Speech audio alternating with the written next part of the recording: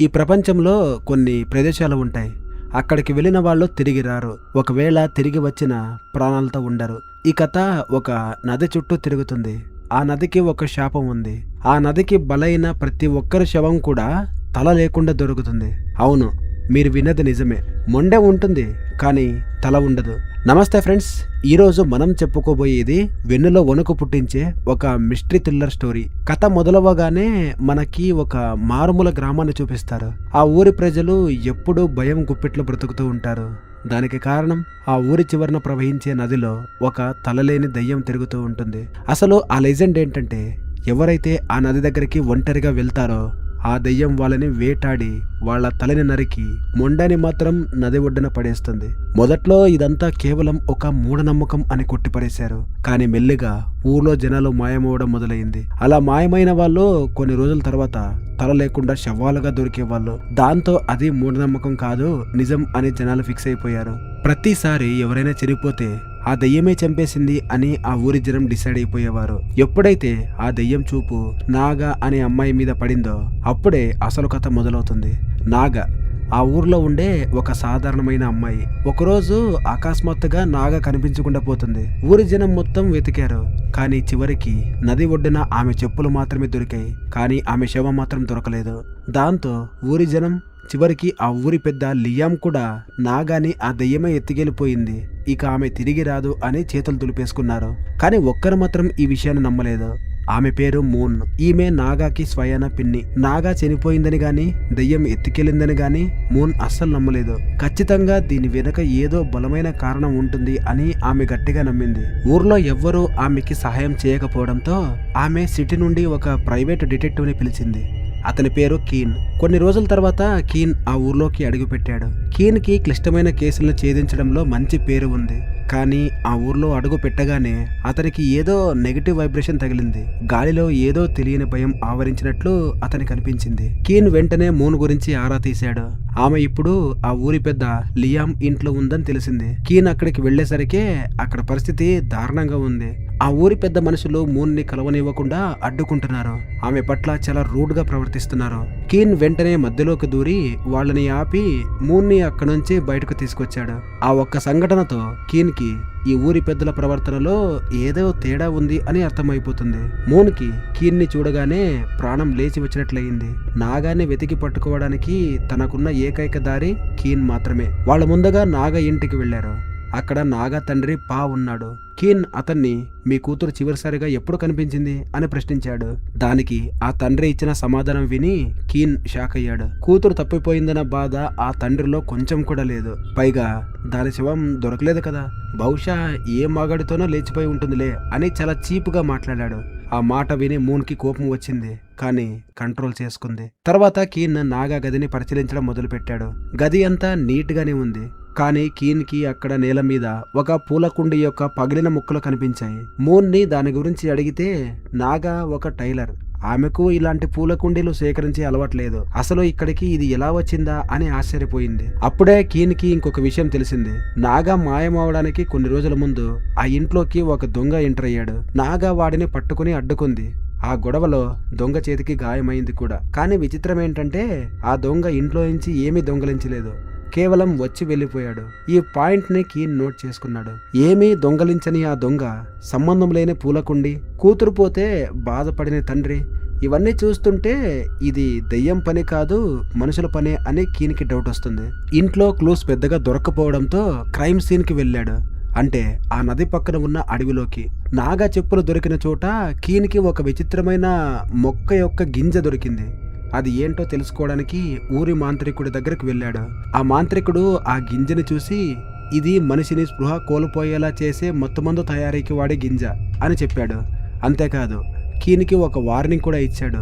నువ్వు నాగాని మనుషులు ఎత్తుకెళ్లారు అనుకుంటే పొరపాటే, ఇది ఖచ్చితంగా ఆ తలలేని దయ్యం పనే, త్వరలోనే ఆమె శవం తేలుతుంది చూడు అని భయపెట్టాడు. కీన్ అక్కడి నుంచి బయటకు రాగానే మూన్ తన గతాన్ని కీన్ తో పంచుకుంటుంది. నాగా తల్లి చిన్నప్పుడే ఆమెను వదిలేసి వెళ్లిపోయింది. తండ్రి కూడా ఆమెని పెద్దగా పట్టించుకోలేదు. అప్పుడు మూన్ మాత్రమే నాగాని పెంచింది. కానీ మూన్ భర్తకి ఇది ఇష్టం లేక విడాకులు ఇస్తానని బెదిరించడంతో మూన్ ఇష్టం లేకపోయినా నాగాని వదిలేసి వెళ్లాల్సి వచ్చింది. ఇప్పుడు నాగాకి ఇలా జరగడంతో మోన్ చాలా బాధపడుతుంది. ఆ రోజు రాత్రి ఊరు మొత్తం భయంతో వణికిపోయింది.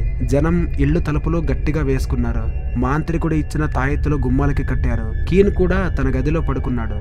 అప్పుడే అతనికి ఒక పీడకల వచ్చింది. ఆ కలలో కీన్ నది ఒడ్డున నిలబడి ఉన్నాడు. ఆ నదిలో నాగా తల తేలుతూ కనిపించింది. ఇక్కడ భయంకరమైన ఒక విషయం ఏంటంటే ఆ తల కళ్ళు తెరిచే ఉన్నాయి. నోరు కదులుతూ కాపాడండి అని అరుస్తోంది. కీన్ ఉలిక్కిపడి ఒక్కసారిగా నిద్రలేచాడు. చెమటలతో తడిసిపోయాడు. అది కేవలం కలనా లేక ఆత్మ అతనికి ఏదైనా హింట్ ఇస్తుందా అని కీన్ కన్ఫ్యూజన్ లో పడిపోయాడు. తెల్లవారగానే కీన్ ఇన్వెస్టిగేషన్ స్పీడ్ పెంచాడు. ఎంక్వైరీలో ఒక కొత్త విషయం తెలిసింది. నాగా మాయమైన రోజు ఆమెకి మరియు ఊరి పెద్ద కూతురైన టుయెట్ అనే అమ్మాయికి మధ్య గొడవ జరిగిందట.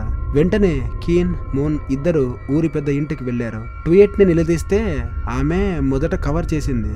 ఏమీ లేదు, బట్టల కలర్ విషయంలో చిన్న గొడవ అంతే అని చెప్పింది. కానీ అసలు విషయం అది కాదు. నాగా కోపంలో నువ్వు నాకు ఇవ్వాల్సిన బాకీని నీ కాబోయే భర్త టాక్ దగ్గర వసూలు చేస్తాను అని అనిందట. సో నాగా చివరిగా టాక్ ని కలవడానికి వెళ్ళింది. కీన్ వెంటనే ఈ టాక్ ఎవరు అని ఆరా తీశాడు. అతను కుండీలు, సిరామిక్ సామాన్లు తయారు చేసే వ్యక్తి. ఇది వినగానే కీన్ కి ఒక బల్బ్ వెలిగింది. నాగా గదిలో దొరికిన పగిలిన పూల కుండి ఖచ్చితంగా ఈ టాక్ చేసిందే అయి ఉంటుంది. అంటే నాగాకు టాకుకు మధ్య ఏదో సంబంధం ఉంది. ఇక వెంటనే టాక్ ఇంటికి వెళ్తే ఇల్లు నిర్మానుష్యంగా ఉంది. కీన్ లోపలికి వెళ్ళాడు. అక్కడ చీకట్లో అతనికి మళ్ళీ ఆ తల లేని దయ్యం ఆకారం కనిపించి మాయమైంది. ఇంతలో వెనుక వైపు శబ్దం రావడంతో కీన్ పరిగెత్తాడు. అక్కడ అతనికి టాక్ దొరికాడు. కీన్ గట్టిగా నిలదీసేసరికే టాక్ నిజం ఒప్పుకున్నాడు. అసలు నిజం ఏంటంటే టాక్, నాగా ఒకరినొకరు ప్రేమించుకున్నారు. అయితే టాక్ కి ఊరి పెద్ద కూతురు టయోడ్తో ఎంగేజ్మెంట్ అయ్యింది. ఆ పెళ్లి అతనికి ఇష్టం లేక దాన్ని క్యాన్సిల్ చేసుకుని నాగాని పెళ్లి చేసుకోవాలి అనుకున్నాడు. కానీ ఊరి పెద్ద ఫ్యామిలీ పరువు పోతుందని బెదిరించడంతో ఆగిపోయాడు.